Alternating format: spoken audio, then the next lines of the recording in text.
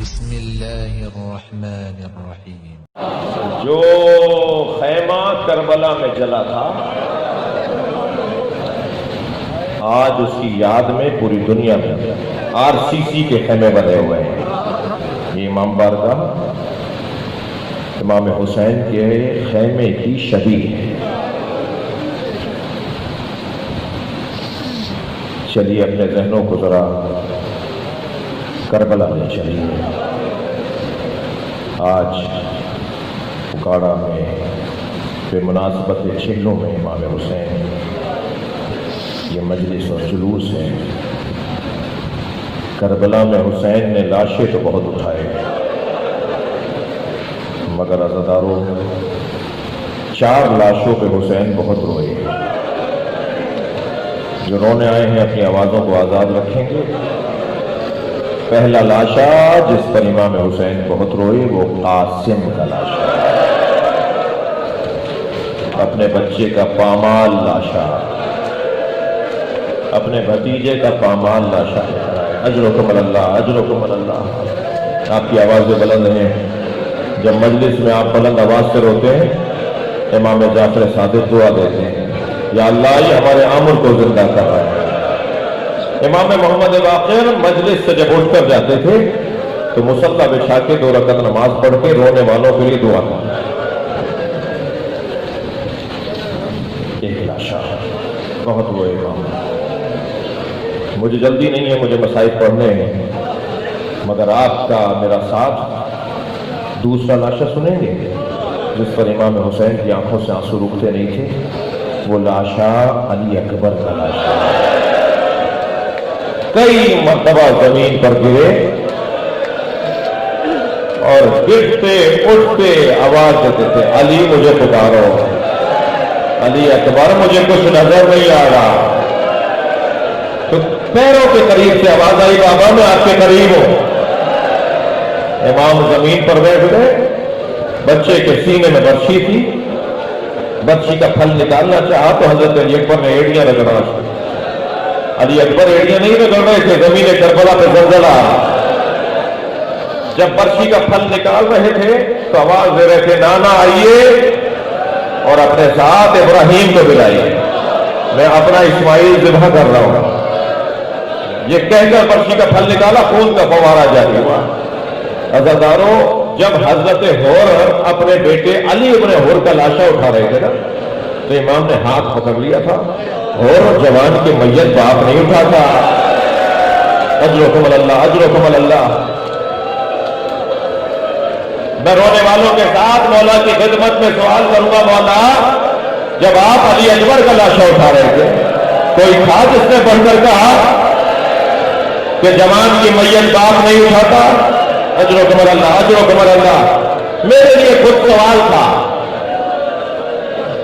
امام معصوم ترک اولا بھی نہیں کرتا، کیسے ممکن تھا کہ جو کام مناسب نہ ہو شریعت جسے روکتی ہو حسین مولا وہ کرے؟ جہاں یہ مظلومیت کا پہلو ہے وہاں یہ سوال بھی تو ہے۔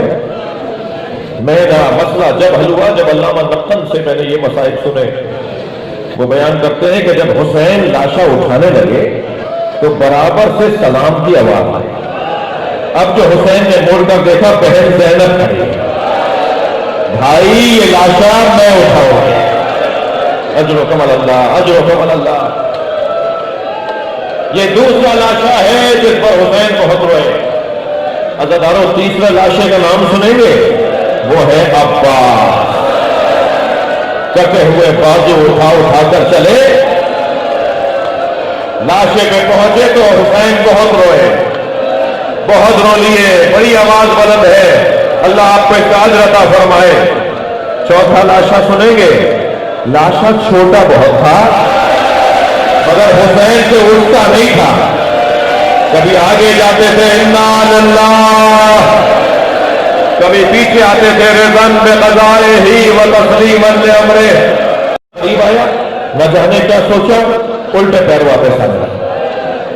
10 قدم پیچھے گئے، پھر کیا سوچا، پھر آگے آ گئے، پھر کیا سوچا، پھر پیچھے آ گئے۔ اس کیفیت میں حسین تھے کہ خیمے سے پردہ ہٹا، جناب سکینہ کھڑی نظر آئی۔ बीवी ने देखा कि बाबा की गोद में भाई अली असगर है और हाथ पैरों में हरकत नहीं है। बाबा पानी पिलाने ले गए थे, पानी पीकर मेरा भाई सो गया। तो सुने कि वली से आवाज देकर कहने लगी, बाबा मैं भी प्यासी हूं, बाबा मुझे भी पानी पिला लाइए।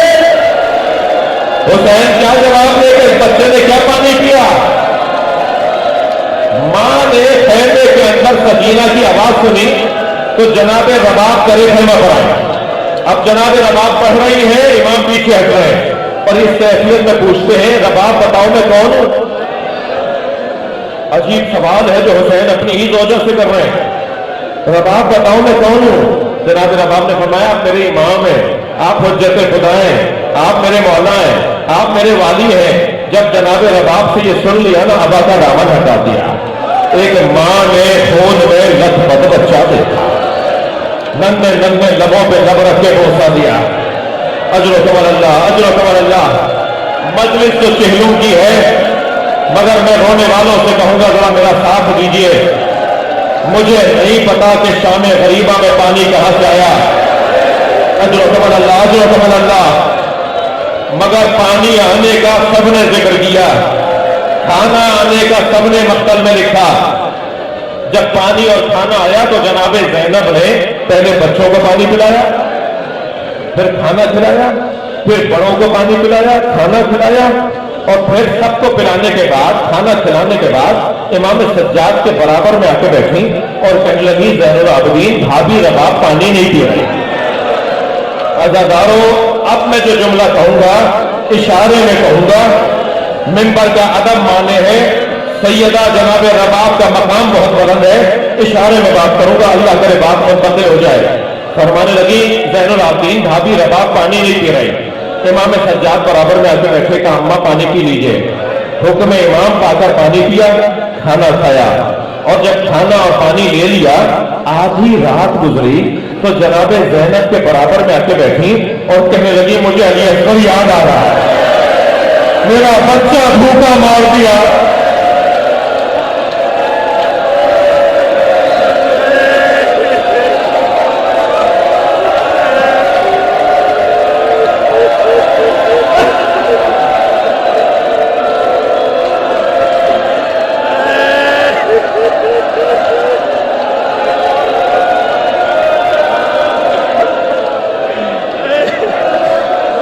अजर अल्लाह। मजलिस तो खत्म हो गई, मजलिस यहां खत्म हो गई। अज़ादारों, जब कभी अली असगर की मुसीबत सुना करे ना, जनाब रबाब को सलाम जरूर किया। बड़ा जिगर था इस बीबी का। और इस मजलिस में जो बे औलाद बैठे हैं, मेरे भाई अपनी औलाद के लिए दुआ करवा रहे थे, वो जनाब रबाब का वास्ता देकर दुआ करें। जिनके यहां औलाद नहीं है, या अल्लाह तुझे जनाब रबाब की कसम, दो ही कमाइयां थी जनाब रबाब, एक अली असगर, एक सकीना। एक को उजला सा कुर्ता पहना कर इमाम हुसैन की गोद में दे दिया, एक को जिंदान शाम में छोड़ दिया। अज़ादारों, मेरे एक हिंदुस्तान के दोस्त बनारस इंडिया के रहने वाले मौलाना रूहुल जफर फरमा रहे थे कि उनके इमाम बारगाह से रोज़े आशूर जुलूस निकलता है। उनके इमाम बारगाह से जुलजना का और जरी का और ताजिए का जुलूस निकलता है, जो करबला में जाके खत्म होता है।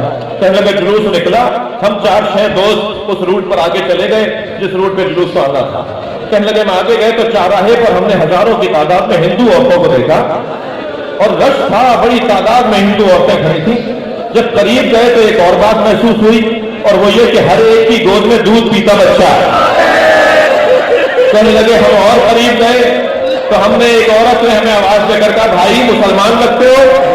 तो हमने कहा हाँ मुसलमान है। कहने लगी बताओ बाबा हुसैन का जुलूस कब आएगा? तो मैंने उनसे कहा कि तुम्हें बाबा हुसैन के जुलूस का इंतजार क्यों है? कहने लगी तुम्हें नहीं पता, आज हम अपने बच्चों को दूध नहीं पिलाते, आज हुसैन का बच्चा भूखा मारा गया, जब तक ताजिया का बुलाने दे दे।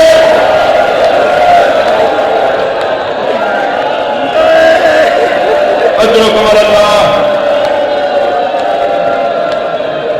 जनाब रबाब की एक कमाई अली असगर और एक कमाई सकीना। अज़ादारों, आज शहरों की मजलिस है, बीबियां शाम से रिहा होकर जा रहे हैं। अजर कमल अल्लाह, अजर कमल अल्लाह। मैंने दुनिया में चेहलों की बहुत मजलिसें, कोई 30-35 साल का चेहलों पढ़ा है, मगर और साल भर में मजलिसें पढ़ी हैं, लेकिन हमेशा चेहलों की मजलिस में गिरिए की आवाज हर मजलिस से ज्यादा होती है। ये मेरा मुशाहिदा है पूरी दुनिया का। चेहलों के मजलिस में रोने की आवाजें हर मजलिस से ज्यादा होती हैं। मैं बहुत गौर करता रहा कि आखिर चेहलों के मजलिस में इतना गिरिया क्यों होता है, तो मुझे तो एक ही बात समझ में आ रही है, ये मजलिस वो है जिसमें ज़ैनब बहुत रोई।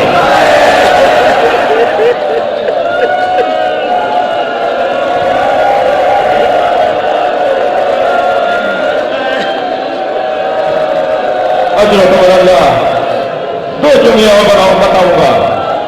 ये मजलिस वो है कि जिसमें नबी ज़ादियां रोई। जब कभी रोती थी ना बीबियां, तो ताजियाना आता था, हाथ उठाया जाता था। अज़ादारों जो रो रहे हैं, एक जुमला और सुन ले, अल्लाह करे बर्दाश्त कर जाए। जब बीबियां रोती थी, ताजियाना मारा जाता था। और सुनेंगे, एक रोने वाली तो जिंदान में दफना दी गई, अब तो उसके रोने की आवाज भी नहीं आती।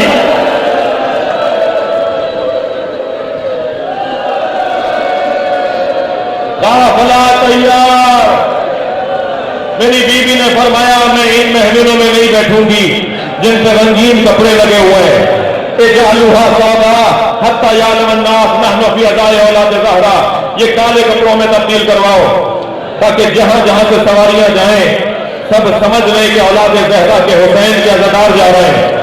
महफिलें तैयार हुई, सारी बीवियों को बिठा दिया गया। इमाम सज्जाद ने आवाज देकर कहा, फूफी अम्मा, क्या सारी बीवियां बैठ गई? तो जनाब ज़ैनब की आवाज आई, ज़ैनुल आबिदीन भाभी रबाब नजर नहीं आ रहे। मेरे मौला ने फरमाया, अम्मा मुझे पता है मेरी माँ रबाब कहाँ है, मगर मैं अकेला नहीं ला सकूंगा, मेरे साथ सारी बीवियां चले। अब आगे आगे इमाम सज्जाद, पीछे पीछे बीवियां। इमाम सज्जाद ने जिंदान शाम में कदम रखा।